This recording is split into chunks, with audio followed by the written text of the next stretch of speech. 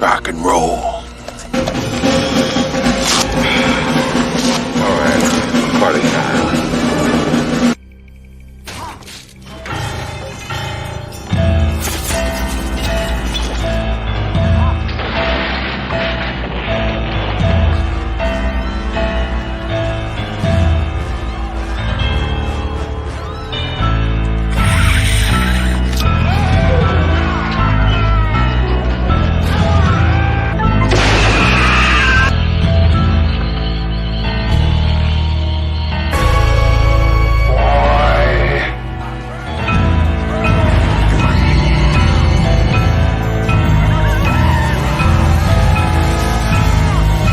Godzilla says that I should learn to fight my own battles, no.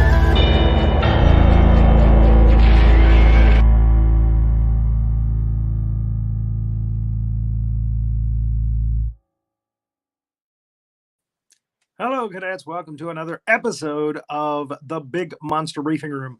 I am General Lemuel T. Howitzer, retired, and I'm going to bring up my able-bodied assistants, plural. Let's bring up Major Hazzard and Sergeant Havoc. So, reporting for duty. Cadets? Reporting for duty, yes. Thank you. We have an interesting... Now, the reason I brought Havoc in on this is because he's from Texas. And, so he knows Texas well. And he probably knows about this training film. It's a... I almost said Mexican chainsaw. Texas Chainsaw Massacre Part 2. That's a whole... Mexican Chainsaw Massacre. That's a whole other movie. Logic would tell you that I should probably have done the first one first, but hey, we decided to do the Dennis Hopper one first. It's not often that we get training films that have like Dennis Hopper in them. So we're going with this one, by gosh. It is actually kind of the first film. They're both directed by Tobehooper. The first one is very creepy and gnarly and nasty. And this one, he decided to kind of make it a dark comedy. He kind of poking fun at the first one. And that actually kind of upset his fans and critics when this was released. But in any case, it brings Bill Moseley into the spotlight. He plays Choptop, which is in the first movie, there's a character called the Hitchhiker. And he is run over by a truck at the end of the first movie. And Bill Moseley actually did a little film called Texas Chainsaw Massacre. And it was a little funny thing that was passing around, and it got to Tobehooper, and he was like, "Oh, that's hysterical. That's funny," because he was doing the Hitchhiker in it. And it got Bill Moseley the part of Choptop, who's supposed to be the Hitchhiker's twin brother, who was off in Nam at the time that the first one took place. I was doing all this research on this, and I found all this stuff out. It's like really weird. The Sawyer family of Texas is a family of cannibals. They like to kill people and make barbecue and chili out of them. Mm-hmm. So we're going to try to see what we can do to protect ourselves from cannibals who try to turn us into chili and barbecue. So there it is, Texas Chainsaw Massacre 2.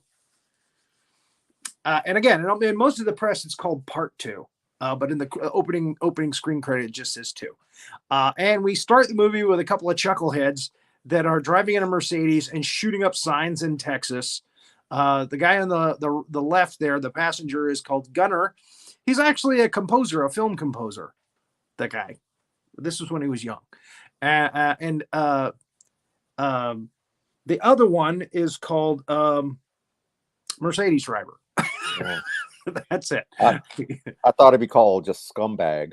Like yuppie scumbag. There we go. That's a better credit for this guy. But you know, this is definitely, you can tell this is definitely Texas, because you got these couple of Yahoo college kids driving around, shooting up signs, knocking over the mailboxes and stuff. Yeah, that's Texas all over. Yeah. And I hear if you tip a cow over when it's sleeping, Where's my drink? Where's my peach tea? That you can actually tip them over when they're sleeping. Make sure you Yeah. make some of those noises the cadets long for. Perhaps, maybe. So this is a radio DJ.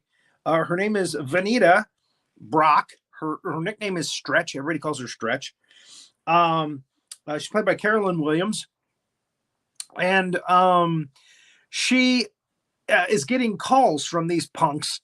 They're rowdy and they're drunk and they're driving around shooting stuff, and they're calling her to tell her about all of it. And she's like, "Guys, will you get off my radio station, guys?" And her assistant, LG McPeters, played by Lou Perry in the credits. He has a hard time working the system and he can't get him off the line. So they play chicken with a truck that they see on the highway. And unfortunately, the truck has the Sawyer boys in it. Bubba, as he's called by his brother Choptop, who's actually, his real name is Jedediah. This is Leatherface. And Choptop, his name is actually,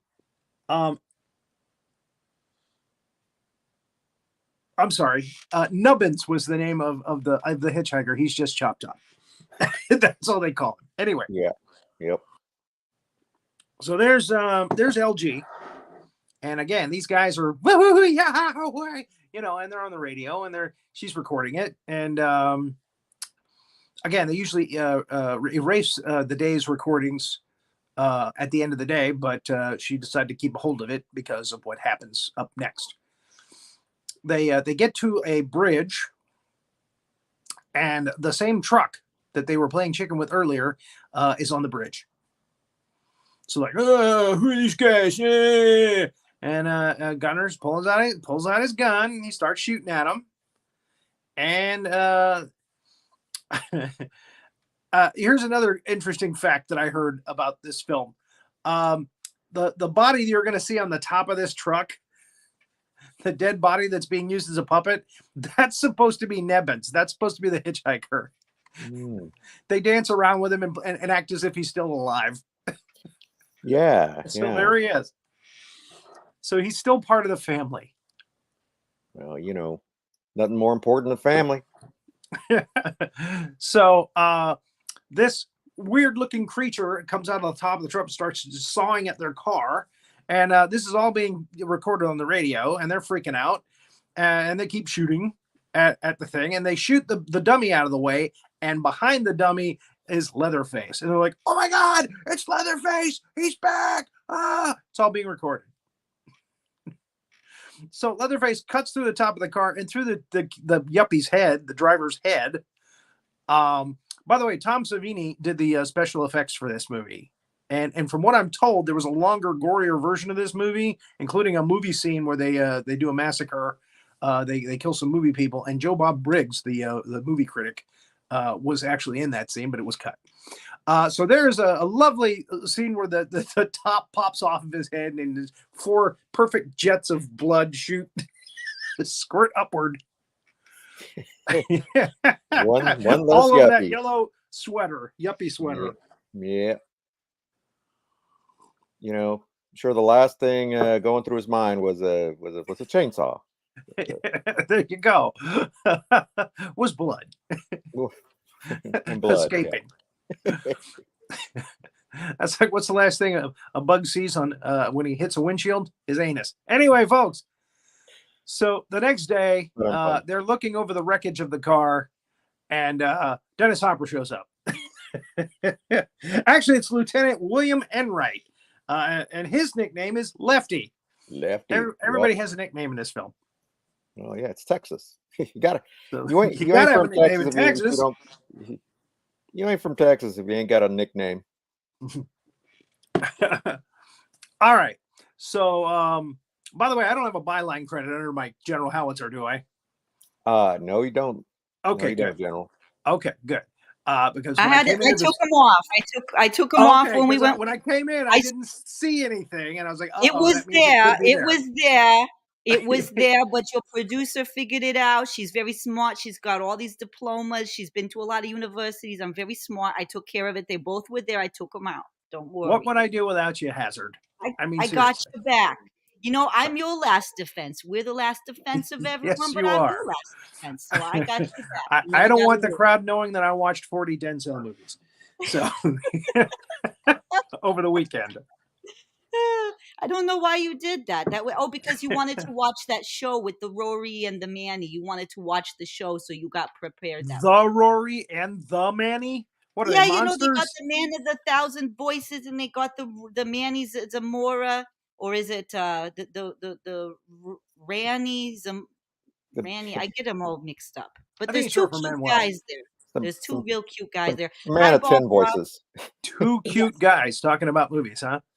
They're super adorable. You know, all the women get in their bikinis and watch, and it's a whole smorgasbord of entertainment for the ladies. I know. Do young girls get in their bikinis to watch this show? I wonder. I think the men do. Watch the blood and gore and the monsters. Cadet Ross is in his. Cadet Ross is there. Cadet Bennett is not. You know, Cadet Bennett is not, because the women don't. The women do that more for the other show. Yeah. How's Roland, by the way? Well, I haven't seen him in a while. Well, here's the thing. Let me just be honest with you, because people are already trolling the social media and asking. Look, we was watching the Pam and Tommy movie made about Pamela Anderson and Tommy and all that, and you know, and a lot of the behaviors that Tommy had reminded me of Roland. You know, a lot of this jealousy, rock star stuff. You know, Roland's this big rock star type level attitude, and it just. You know, so we're going on a little bit of a break because, you know, I knew I was going to come on here and I wanted to find myself, you know, just like Pam Anderson. You know, I got a lot in common with her, to be honest. But that's the long and short of it, and let's move along. Okay. Well, all right. Okay. I am flustered by that whole. You asked, I answered. You asked, I answered. It's all this. That's true. That's true. All the BDE that question. You know, probably more than we needed to know. They're major. Well, I'm just saying, when you got a guy like Tommy Lee, you got a guy like Roland, they got this BDE, you know, they let it get to their heads. They get a little, you know, they get a little masculine. There's a lot of testosterone on parade, you know. It's all right. I feel Dennis Hopper listening to this whole thing. You see how he's looking at you? Do you see how he's looking at you? You're going through all this? He's looking. And look at that look on his face. What the hell is she talking about? He knows. Thank you. The other guy's just trying to nod it off, you know. Thank you, Cadet Bennett. That's right, but it's all right because it's Galentine's Day. Me and my gals are going to go out and have some fun. And, you know, Sergeant Major Havoc, you're invited. You know, it doesn't have to be Galentine's Day the whole day for me. So. I'm not invited. All right. Okay. Fine. Well, General, you don't want a third wheel this thing, General. I'm all about the feminine energy, you know. Because you know, you're very in touch with your feminine. I'm very in touch with my femininity. I could see that. I could see that. Very in touch with my feminine side, and in fact, I touch it as often as I can. Wait, did I just say that? Now talk about going a little too far with telling us a little too much. Okay. You might not need to do that anymore, Sergeant. You and I can strike up a deal. We'll find out. Do you use lubrication when you do that? We'll find a sweet spot. All right, let's move along. All right. I'm all with you on that. Sweet spot, but you know, it's let's move along here. All right. Let's take it off air. So, Stretch decides to meet Lefty at his hotel room, and she offers him the tape that she recorded, because she knows he's looking for the killers of the kids that crashed their car. But he says, no, I don't want to do it. I'm not interested. I got to do my own thing. And then she goes downstairs, and LG loves Stretch. He really does. He's made her a French fry house here. He's made her a house out of French fries and ketchup. I mean, who does that? But Roland never did that. I don't know. I have no idea if he would do something like that. Did he ever do anything like that, Hazzard? No, never like that. No, never like that. He never made a French fry house for you? No, never. That's one of the reasons we're on break right now. Okay, because you want somebody to make you a French fry house. Thank you, thank you. You see, that's very romantic. You know, men, you gotta look outside the box for your woman. I'm And not make a gonna French touch fry that one. house And with chili and fries. And anyway, speaking of chili, there's a big chili cook-off here, and they're reporting it for the radio station. And the winner of the cook-off is Drayton Sawyer, who happens to be the older brother of the other chuckleheads, Leatherface and Choptop. And of course, he makes chili with human being parts. So he's won the contest. How ironic is that, huh? Everybody loves that flavorful chili, you might. it's all about the meat. This is Jim Sydow, who played the character in the first movie. He's the only one that came back. They didn't get Gunnar Hansen to play Bubba, Leatherface. Yeah. There was some kind of disagreement about pay, I think, or something of that nature. He wasn't going to get a lot for it because this is a Golan and Globus film. I don't know if you remember those guys, but they used to make some real low budget cheesy stuff. A lot of stuff with Chuck Norris. A lot of stuff with Chuck Norris in the early days. Yeah. But every now and again they get a Charles Bronson or somebody, and they did this or Stallone. I believe they did his most infamous picture, Cobra. Yeah. And they did this. So very low budget. They produce, but very low budget. Yeah. So anyway, and even tobehooper didn't make a lot of money. I don't think for directing this. He didn't make what he was supposed to make. So Dennis Hopper, we move on to Dennis Hopper, and he goes to the chainsaw store. It's time to buy some chainsaws. And again, he has I think it's his nephew, who was killed in the first movie. That nephew's name is Franklin. And we don't realize who it is until later on in the film, late in the film. It's the guy in the wheelchair from the first film. Right. And he's just beside himself that his family was killed. And again, there was a sister too that was killed. Or no, she went crazy. She was the one that escaped at the end of the film, I think. But she's crazy. And the other one, he disappeared. So he's checking out all the stuff. He's plopping big, huge wads of cash down on the stump there. There's a stump in the middle of the store. There's a bunch of stumps on the outside of the store too, in the front of the store. He's going to work on some of those stumps. So he starts picking up chainsaws and waving them around like, oh, okay, I can use this. Okay. And the guy is freaking, what the hell's going on here? And of course he starts working on the tree out front. And he is a pro. He knows what to do with a chainsaw. This one. Okay, so this guy Lefty. Now he's supposed to be a Texas Ranger, right? I believe so. He comes in. He don't identify himself. He just starts picking up them chainsaws, waving them around. Feeling the weight and all this stuff. Doesn't say he put the money on the stump. There is no waiting time. Puts the money you on don't the have to stump. wait 3 or 4 days to get your chainsaw. That's true, but no. What there is no Bureau of Alcohol, Tobacco, and Chainsaws. I mean, he's a Texas Ranger. Yeah. Those guys are armed. They got access to all kinds of weapons. He don't need to go into no gun store and buy a gun. You don't need to go, But I guess he's like, well, going to fight fire with fire here. Going to buy me a chainsaw, and well, it's just a very weird scene. It is, shall we say, a plot hole. Why don't you just go in there with a machine gun? That would do it. You'd probably be a lot better off. Why not go in with a flamethrower? My personal favorite. Shotgun, little shoddy, all that stuff. No, I'm going to go in with 3 chainsaws. 2 little big chainsaws I can carry in either arm, and 1 big giant one that I can hold up like a big penis. Yeah. And it's even weirder because I guess it's on the timeline here, but it gets even weirder because when he starts going after that log there, the guy, the feller with that owns the chainsaw store, he's like laughing and like, oh, this is Yeah, he's so changed his tune after he watches him use those chainsaws. Like, yeah. oh, I'm he knows like, what he's doing. yeah. Yeah, Look, look at look at it. He's just him. Yeah. This guy's a pro.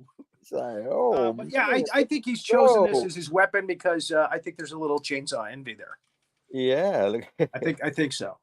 I mean, Dennis Hopper's stunt double is just going to town there. I mean, Lefty's just going to That town is so on obviously a double, as is the case in the last scenes in the film. It's true. Let's put a cowboy hat on him and a silly jacket, and nobody will ever know. and just call it a day. Yep.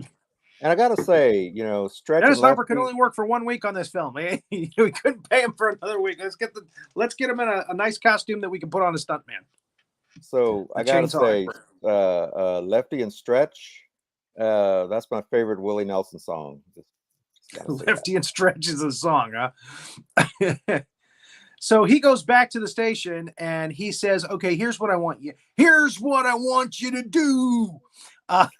He says he wants her to play that tape on the air every 30 minutes. He wants her to play that tape on the air because he's going to use her as bait to pull these guys out.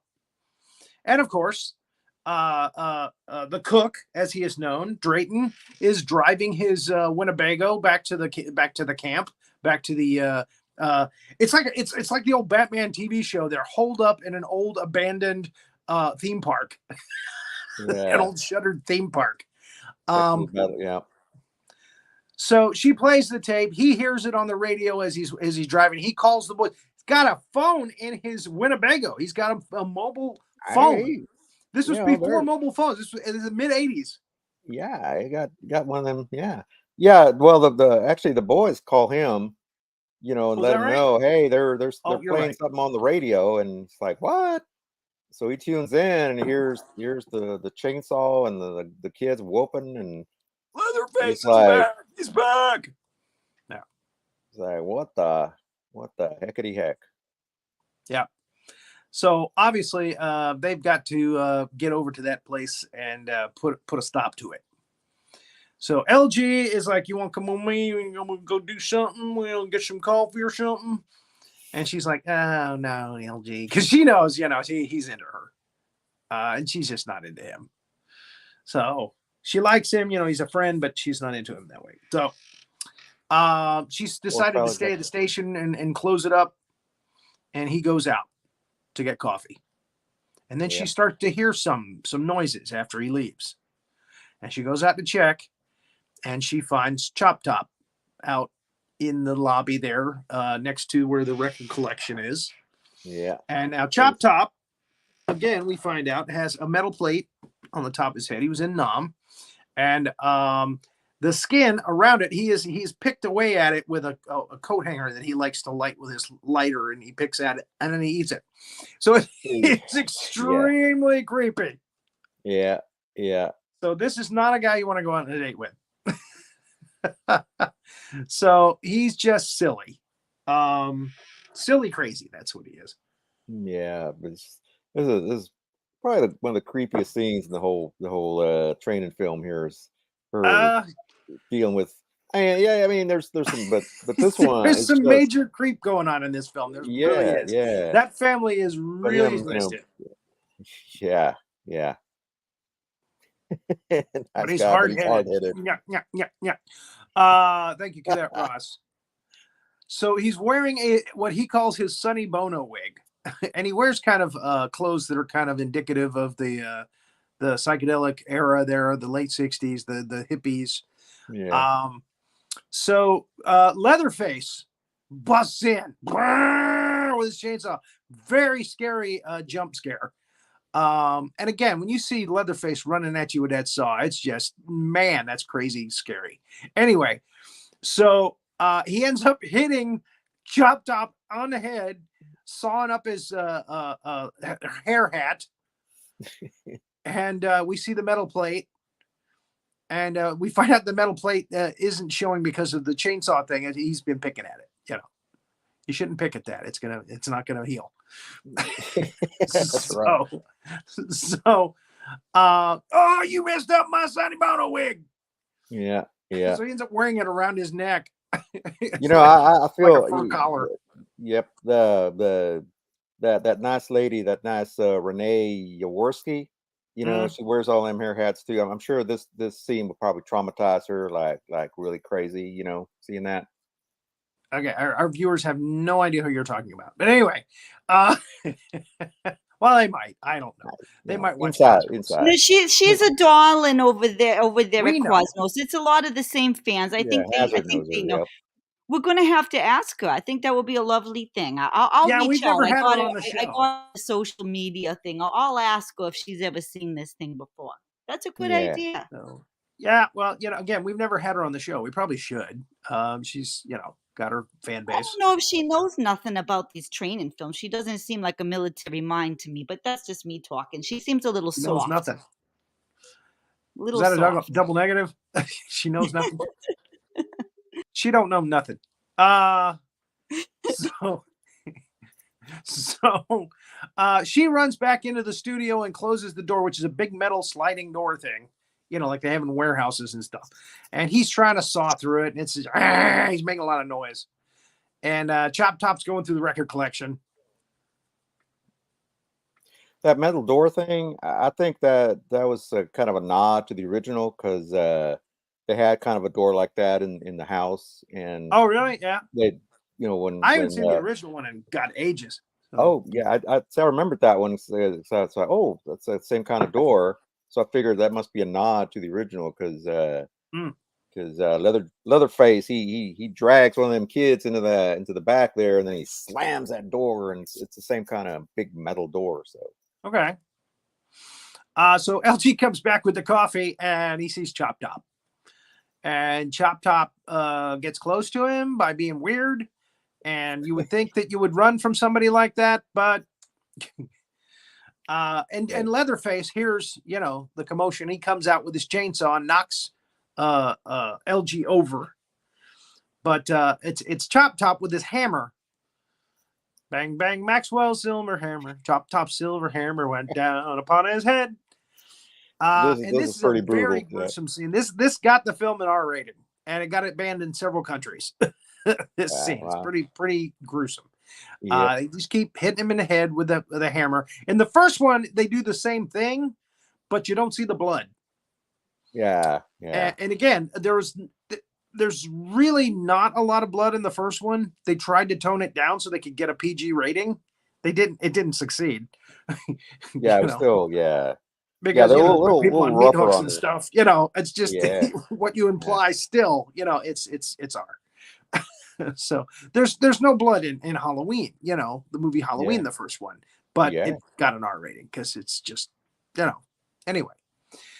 So Leatherface finally gets into the studio there where she is, and this girl, Carolyn Williams, is an awesome screamer. She is really a good scream queen. She really knows how to scream. I was thinking that, I was watching this training film, and I thought, I bet they hired her for a couple of reasons. One, the scream, and the other is them long legs. They focus a lot on them. The Daisy Dukes were very popular at that time. Yep. She wears the Daisy Dukes in the first half of the film. She does. Yeah. So and I can see why they call her Stretch, because she's a tall drink of water. I can't. There's more blood in the hammer. Oh yeah. Jeez. Again, we got to give Tom Savini something to do here. Make some blood. He's the guy. He's the blood guy. So he gets plenty to do later on, but we'll get to that. Played by Bill Johnson here, the second of many actors to play this character. They get a different actor to play him in just about every movie.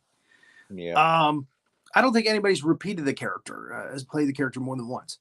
So, what the hell? Oh, okay. Oh, yeah. She's got her, like you said, the legs. Anyway, she is on top of like this soda cooler, because you have a soda cooler full of ice, usually in the middle of a radio disc jockey place. Anyway, usually. Texas, it's got to be Texas. Yeah, Texas it's like one of them big metal tubs full of ice and drinks and stuff. But there's only one DJ and one other guy, and he went out for coffee. But there you go. You got a whole soda case there full of ice and soda. Yep. It looks like ice was just dumped in there. Anyway, I digress. Leatherface comes at her with the saw again, and she's like, "Stop!" And she actually gets him to stop. And he's like, he doesn't know what to do. He's never had a woman talk back to him like that before. And then he starts to get kind of turned on by the legs, and he starts putting the chainsaw between her legs. This actress made it very clear that she was very upset about this scene because she knew her parents were probably going to watch this. Yeah, this is kind of like, ooh. So the chainsaw Chainsaw erotica. Yeah, exactly. And he's whipping the chainsaw up high. And he turns it off and he's Yeah, it's mighty disturbing. It is. On so many levels. On so many levels. And all I right, was so thinking too she that convinces him. I'm sorry. Oh, I was just gonna say I got the feeling that they blew the budget on getting Dennis Hopper, so they couldn't afford Jamie Lee Curtis. Yeah, possible, very possible.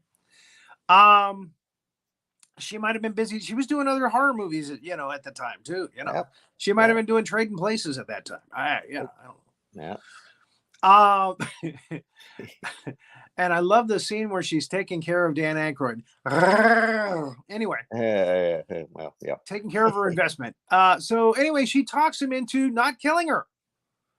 This is amazing. She just kind of talks nice to him, when he's doing that stuff to her, and he decides, I'm not going to kill you. Maybe I'll see you again sometime. See you next Friday. See you next Friday. So he leaves and he goes out to where Choptop is. Choptop's, did you kill her? And he's like, and they leave. So she survived. And they take LG with them because he's already been bonked over the head. Now, here, I'm wondering why they didn't take her for chili. I'll be honest with you. I wonder why they didn't take her body for chili. But then again, it would have been a very short movie. It would have been a 30-minute movie. Yep.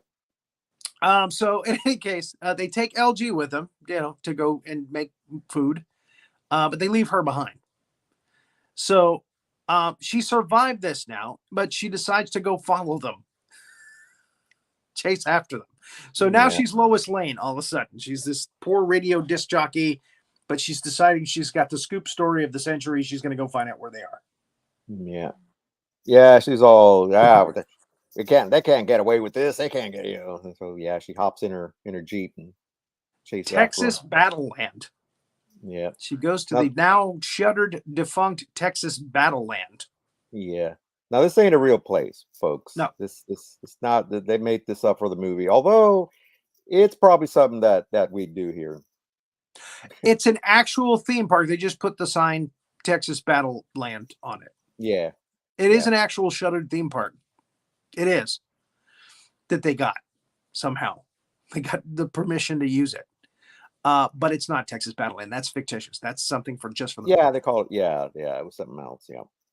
So, but yeah, again, they were able to use this place for money value, or for, what do they call that in the movies when they get stuff that looks like it's expensive and it costs a lot of money to do it, but it's not. Yeah. In any case, I can't remember the term. I'm not a director, so not in this lifetime. So okay, so she's running around trying to chase them and find out where they're going, and then she loses track of them, and all of a sudden car lights come up and chase after her, and she runs, and it turns out that it's Lefty. I'm sorry, it was late.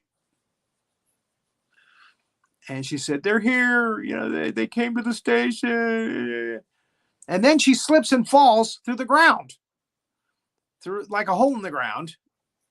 And he's like, oh, I'm so sorry. And he finds something to get her to pull up, and he thinks it's a branch, and it's an arm. It's like a skeleton arm. Yep. And she, the hand breaks off. She falls down into the ground, and that's when he pulls out the chainsaws. I'm gonna cut this place apart. I'm gonna tear it up. He's got holsters for these chainsaws. It's like, what? You got them holsters. I'm like, okay. I'll have to go back and look over the credits to see who the chainsaw holster maker was. That's something that might be handy in the future. Yeah. Hey, you know what? I need a holster for this. So he goes past a mural, and there's some blood coming out of a little hole in the mouth of this mural. So he chops through the wall, and it's entrails. It's a whole bunch of entrails. Yeah. They just pour right out there at his boots. Mm-hmm. Nice. So he freaks out, man, and cranks up the chainsaws. It's like, I'm gonna send this place back to hell. So now she's down in the complex, down in the thick of it. Wait. But what both of y'all said was exactly what his face was saying. Well, yeah. Can you do it again, please? Both of you. All right, you go first. I'm gonna send this place back to hell. I think that's the actual line. I was just making shit up. But what did you say? It's time to crank up the chainsaw. It's just so accurate. I really hate this place. And he freaks out. He really did freak out. Oh my God, it's a bunch of entrails.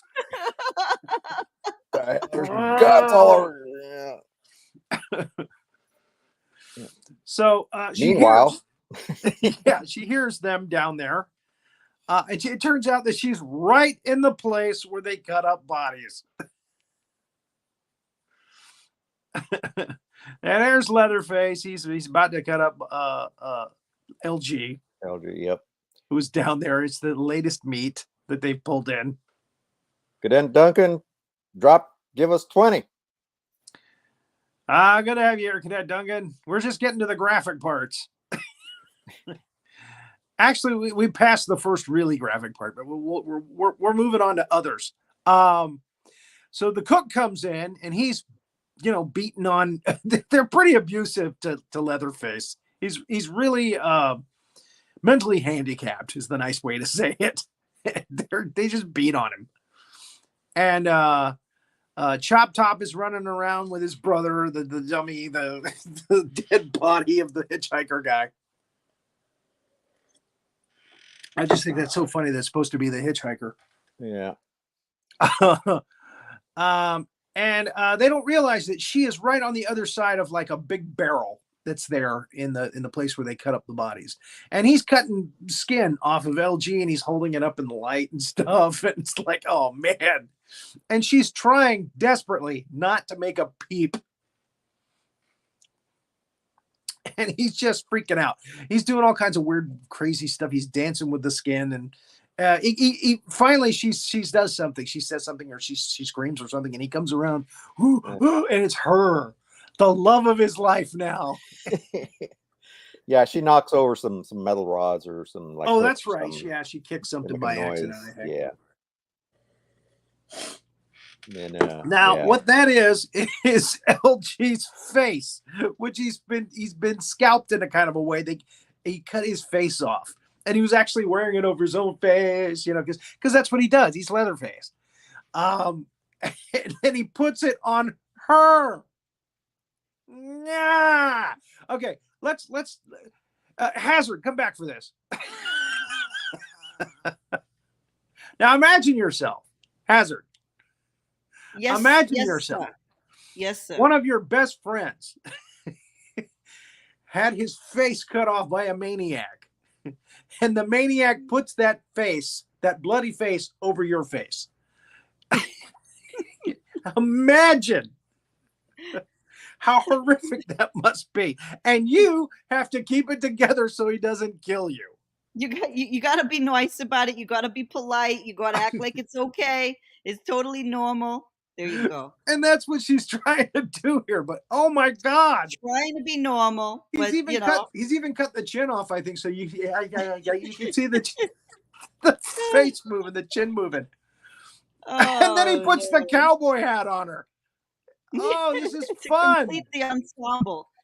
To complete Now- the ensemble. Yeah. He gets called away, and guess what happens next? LG wakes up. And he realizes, hey, you got my face on Where? in my hat. Is that my face? Now at the radio station, we saw Choptop pummeling this guy with a hammer. Yes. I mean, and there's blood all over the place. Right. How in the heck is he still alive? Especially Again, Tom Savini needs to do something.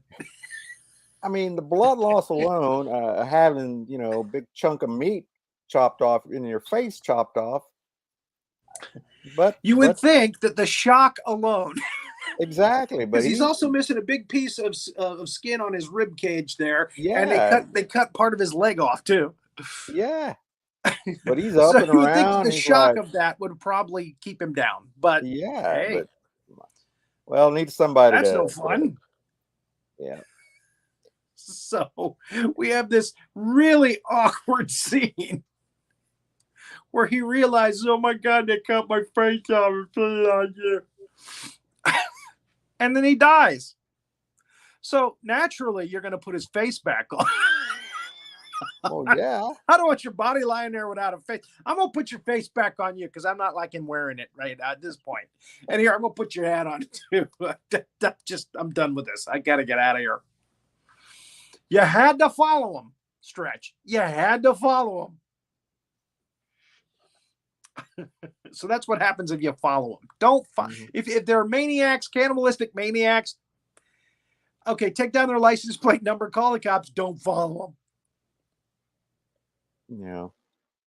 Because they might make her wear somebody else's face. So, how this girl is not completely, totally insane by this time, it's a miracle. But hey, we got a lot of film left. So, the cook comes in. Again, he's yelling and screaming, hey, we're getting behind. And Dennis Hopper's upstairs sawing beams in half. I'm taking this place down, man. I sound like Tom Cheshire there. Nobody knows who that is either. Again, we're quoting people from the Cosmos Creative TV land world, and nobody watching this knows who the hell that is, except people in Atlanta. So, yeah. Let's move forward. Yeah.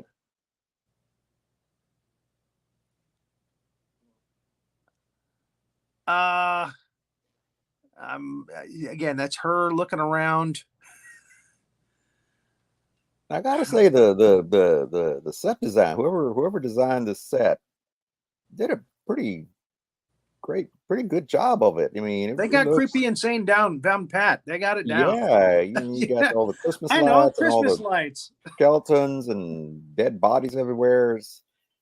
It's huge too. I'm guessing Savini had something to do with that as well. He probably had a hand in it. Yeah, I'm sure. Let's spice it up with a little, with a few hands and some Christmas lights. So Choptop and the cook, Drayton, come in, wondering what the hell's going on with Bubba. Why he isn't working the way he should. He should have that body already ready for chili by now. Yep. They want there to was feed a noise I wasn't counting on. There you go. There's the peach tree. Peach tree. Peach tree noise. Peach tree. There's probably a peach tree down there somewhere. It's a pretty crazy set. And again, they keep going back for Dennis Hopper. Oh, okay. And this is where Dennis Hopper finds his nephew. He finds Franklin. And again, it just sets him off again. Oh man, you're all going down. Just makes him crazier. So she's out in the open now, which is not good. She's looking around. And that's when Leatherface comes out again with another shot with the chainsaw running, and he chases after her again. So I guess she's in bad favor with him at this moment, because he's chasing after her with the chainsaw, and she's screaming the whole way. peach tree noises. Do peach trees make noise? Sure. Is that Hopper cut? Yeah, that's Hopper cutting again. That's Hopper, He cuts like a main beam or something, and the place starts coming down around him. That's what it is. Yeah. And now they're wondering, what the hell's going on? Why is the place falling apart?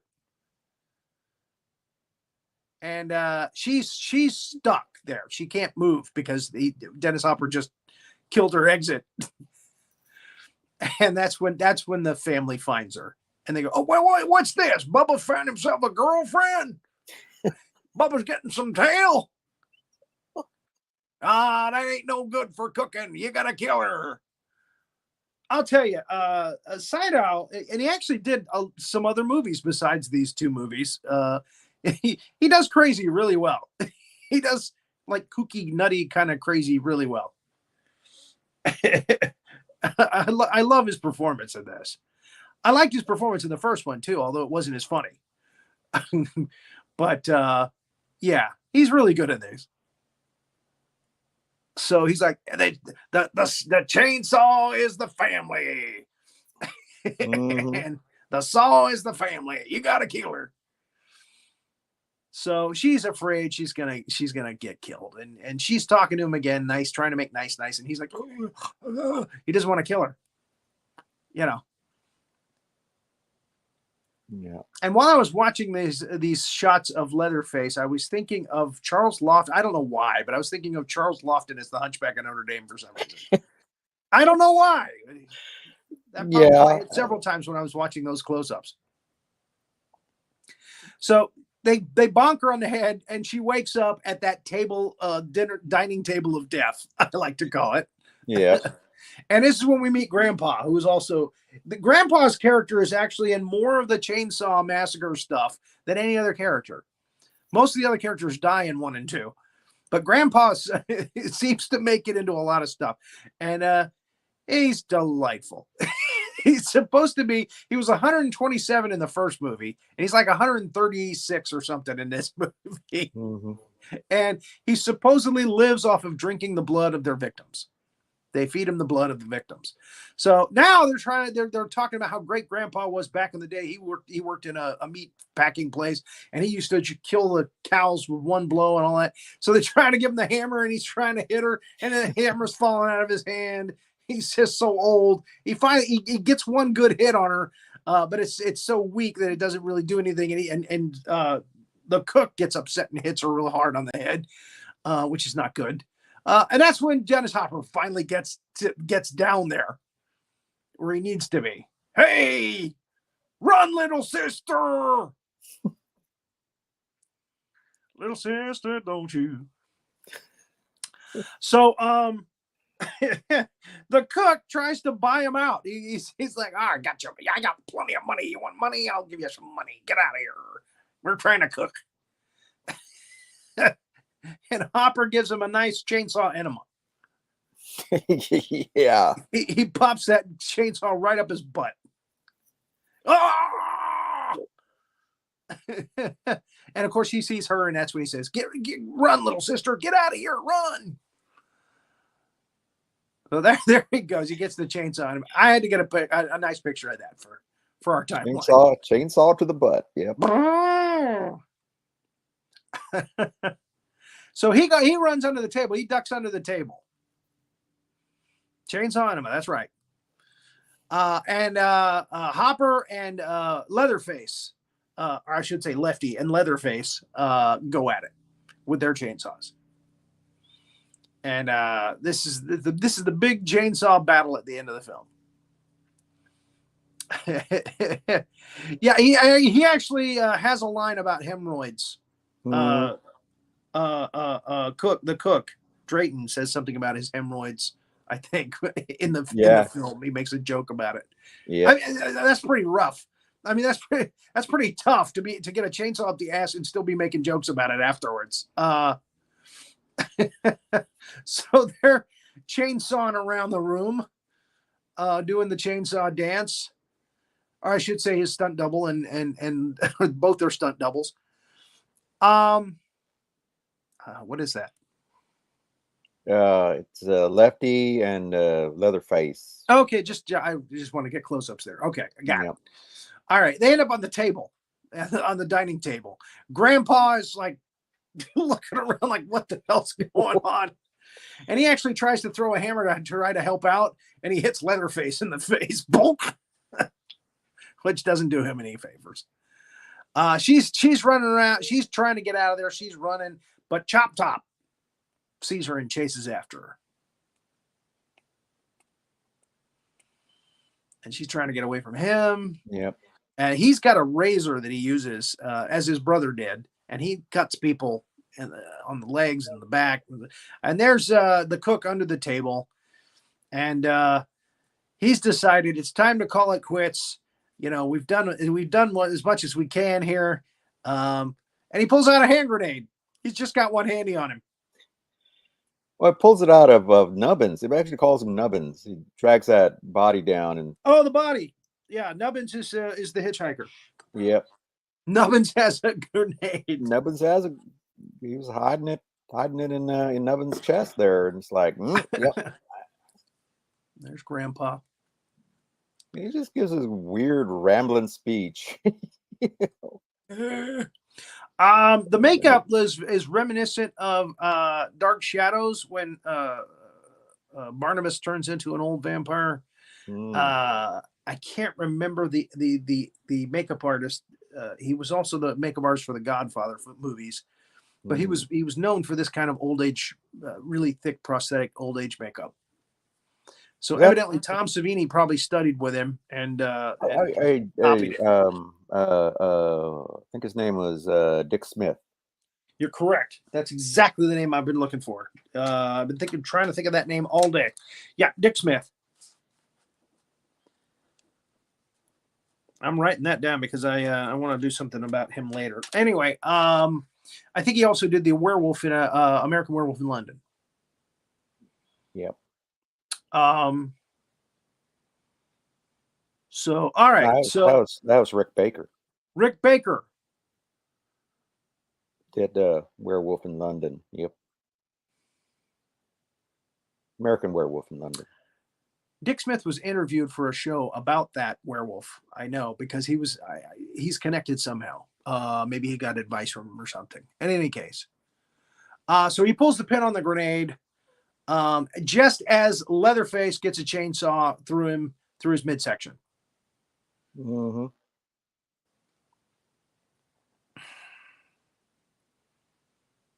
And she's fighting for her life as he's trying to cut her, choptop, and she manages to get out one of those kind of like sewer pipe things that they got going to the upper. Oh, that's right. She actually electrocutes. She breaks a lamp and electrocutes his choptop. That's right. That's how she gets away from him this one time. He still chases after her, but that gives her a little bit of leeway to get up one of those. There's a ladder, and then there's a ladder there, like a pipe or something that goes up. Yeah. It's just dragging on. They keep going back and forth, back and forth, back and forth. There she goes. So she's heading up for. There's a very high tower in the middle of the theme park. And that's where she decides to head to. And he's chasing after her. She bites him. He's slashing her legs with a razor. You think he's going to fall, and he doesn't. He pulls himself back up on the ladder. It's very very hectic scene. And again, the whole slashing with the razor thing is kind of that's one of my bad things. I just I get upset with a paper cut. Yep. Much less having a calf sliced through, with a razor. Anyway, so she's freaking out, and she's kicking at him and everything, and she finally gets up to that tower. She kicks him over the side, and he's holding on for dear life, but it looks like he's gonna fall. So she finally gets up to the top there, and there is Grandma Sawyer, who is a dead carcass with a chainsaw in her lap. And a relatively new-looking chainsaw, I might add, too. Yeah. Even though she's been dead for probably decades. Yeah. Of Grandma looks So kind of he gnarly. shows up again. Oh no, he didn't die. He came over the rail and back in again.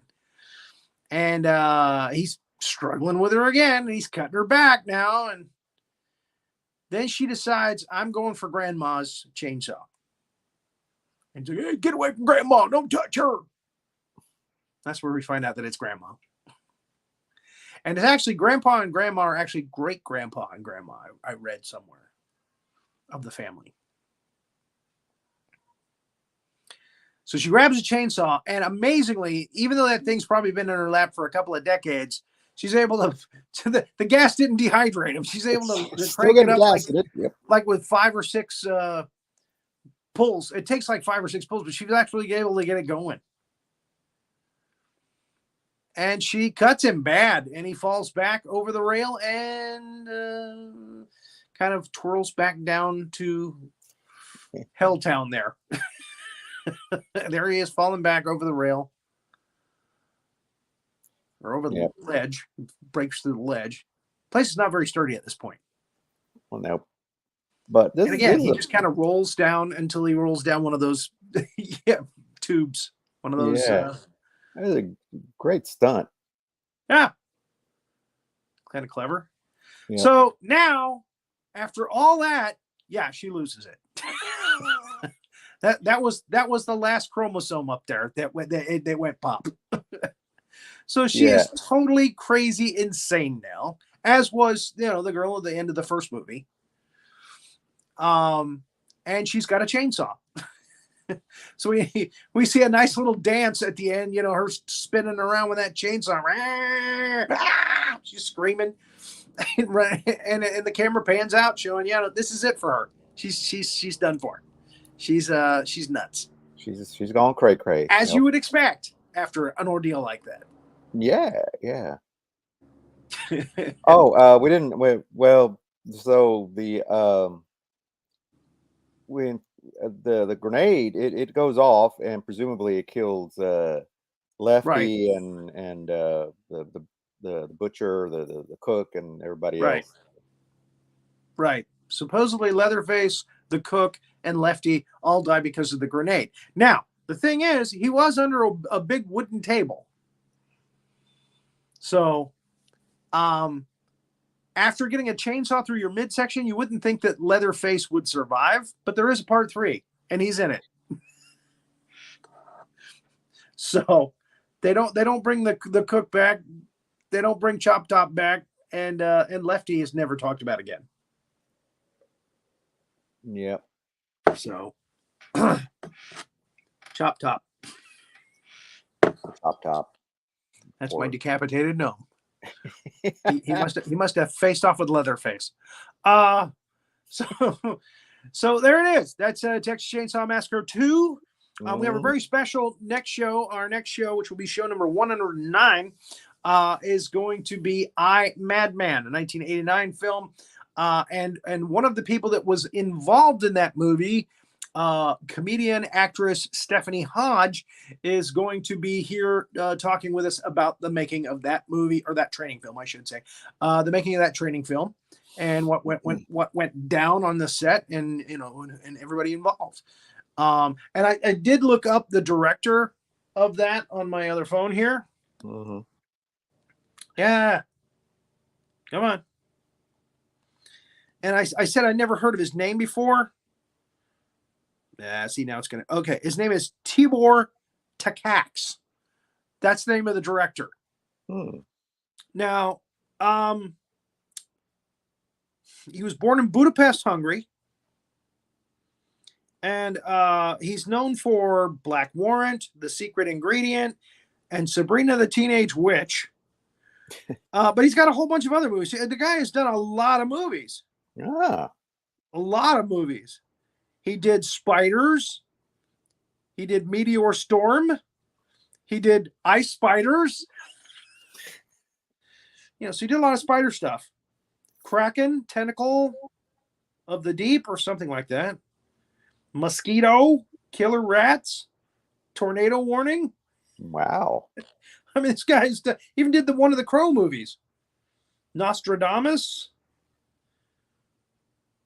So yeah, he's done a lot actually. So I'd never heard of the guy before. It's not like a Tim Burton. I was like, oh yeah, he did this. But now, hey, I know he did spiders and ice spiders. So Might have to what that might be another show down the road. perhaps maybe I'll send him a copy of Thursday's show, which will be our Valentine's Day special, a day late, $1 short. And again, we'll have Stephanie Hodge with us to talk about that movie and what went on behind the scenes when they were making that training film. So I hope you tune in for that. And again, I didn't say a face that only a mother could love, especially when, we're talking about, Leatherface. Mhm. So Yeah, that's that why would've been- he covers it up. So I have to say it now. I got to keep Hazzard happy. Hazard happy. Say that 5 times fast. Thank you for saying that, because this was like the perfect training film to say that line, I thought. So I'm saying it now. So again, thank you all for joining us for this. Thank you, Sergeant, for coming in and helping us piece through this really awkward, weird, kind of strange movie. And keep an eye out for those big monsters.